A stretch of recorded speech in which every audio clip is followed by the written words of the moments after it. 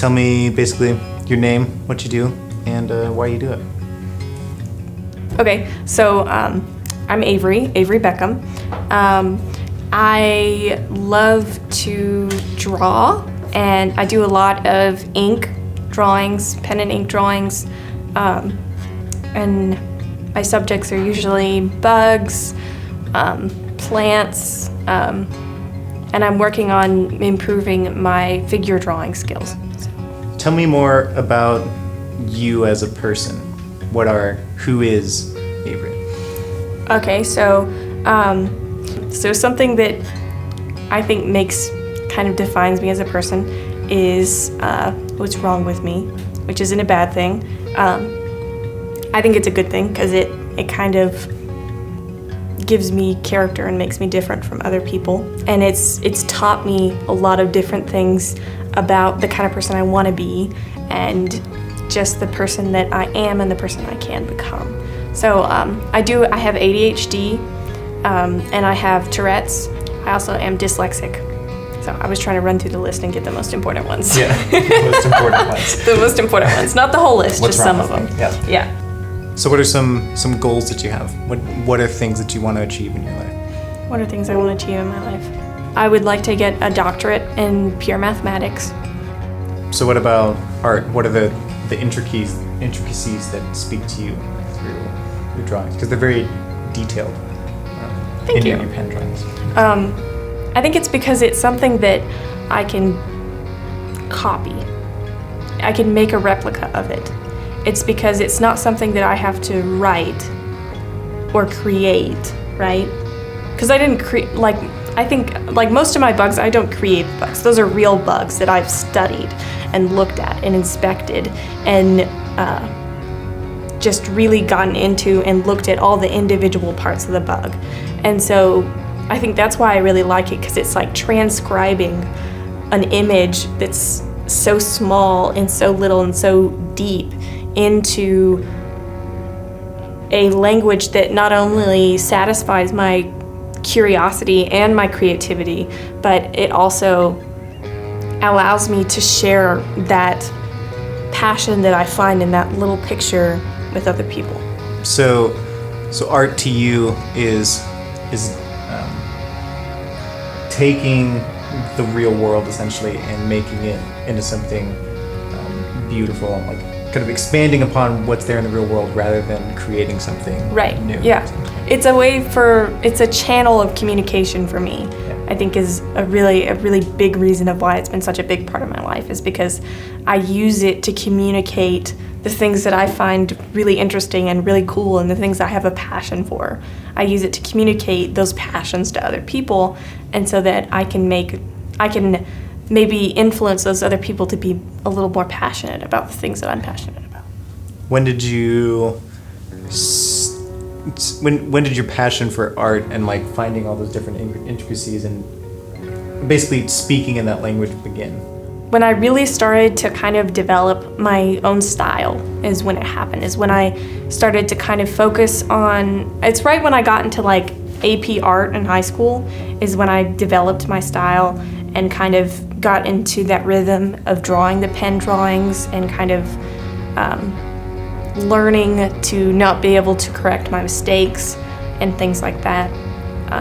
That's when it really kicked in, was my senior year of high school. I had the final for my art class was that I had to create 7 pieces to submit to Scholastics, and my art teacher didn't tell me about it till the week before it was due.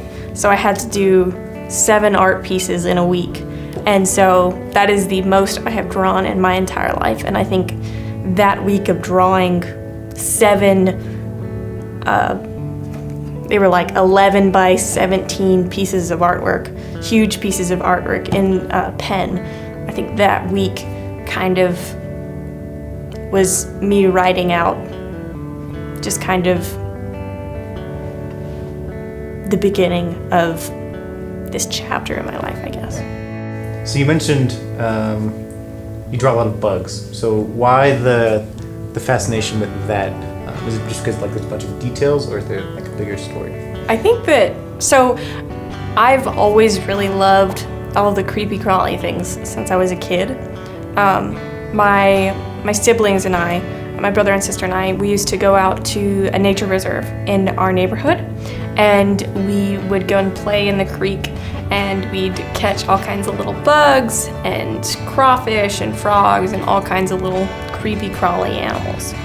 And I think that really cemented that kind of curiosity for animals in general.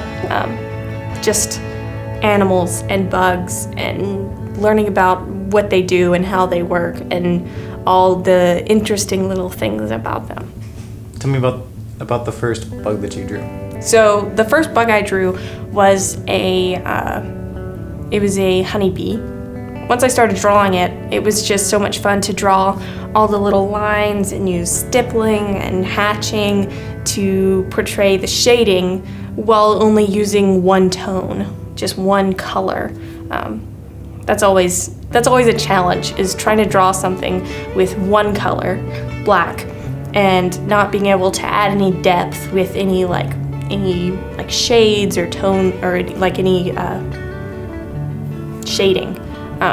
So you can do that. Pointillism.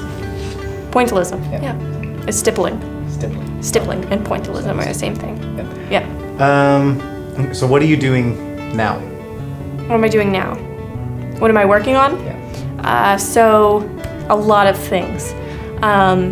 I just sketched out a lace wing fly that I want to do.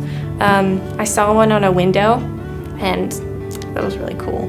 So that was really exciting. And I immediately started looking up what kind of bug it was.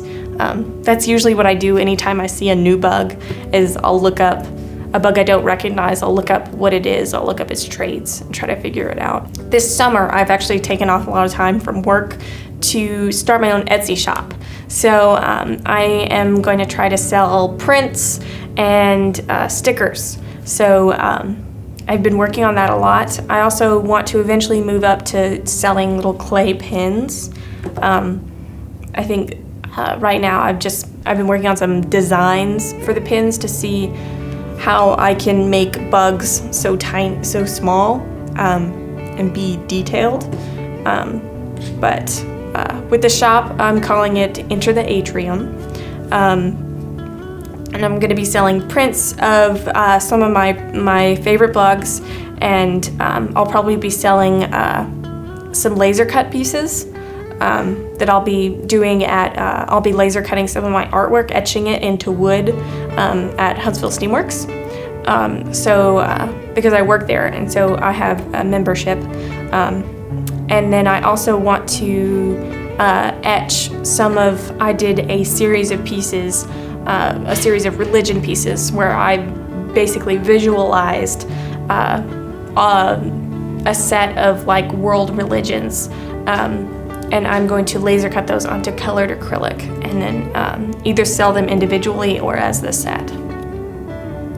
I guess my goal isn't to make people interested in what I'm doing, but to make them interested in what's around them, to make them interested in the world they live in, the world that, it's slowly fading away. There are lots of insects that are so slowly going extinct. Just thinking about it, there are like different species that I'll never get to see in person. So, it's not about what I'm doing, it's about what's happening around them. And